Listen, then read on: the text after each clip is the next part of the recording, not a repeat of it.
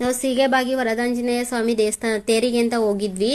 ನಮ್ಮ ಅಣ್ಣರೆಲ್ಲ ಬಂದಿದ್ರು, ನನ್ನ ತಮ್ಮನೂ ಎಲ್ಲ ಗಾಡಿನಲ್ಲೇ ಕರ್ಕೊಂಡು ಹೋಗಿದ್ದ. ಹಾಗೆ ತೇರಿಗೆಲ್ಲ ಡೆಕೋರೇಷನ್ ಎಲ್ಲ ಮಾಡಿದ್ರು. ಇನ್ನೂ ಸ್ವಲ್ಪ ಡೆಕೋರೇಷನ್ ಎಲ್ಲ ಇತ್ತು ಅನ್ಸುತ್ತೆ, ಅದಕ್ಕೆ ಎಲ್ಲ ಮಾಡ್ತಾ ಇದ್ರು. ಇನ್ನು ಜನ ಟೈಮ್ ಇತ್ತು ತೇರು ಎಳೆಯೋದಕ್ಕೆ, ಹಂಗಾಗಿ ಜನ ಅವಾಗ ತಾನೇ ಸೇರ್ತಾ ಇದ್ರು. ದೇವ್ರಿಗೆಲ್ಲ ಡೆಕೋರೇಷನ್ ಎಲ್ಲ ತುಂಬಾ ಚೆನ್ನಾಗಿ ಮಾಡಿದ್ರು. ಹೂವಿನ ಮಗ್ಗಲ್ಲಿ 5 ಎಡೆ ಸರ್ಪದ ತರ ಎಲ್ಲ ಮಾಡಿದ್ರು. ಮತ್ತೆ ಒಂಬಾಳಲ್ಲಿ ಡೆಕೋರೇಷನ್ ತುಂಬಾ ಚೆನ್ನಾಗಿ ಮಾಡಿದ್ರು.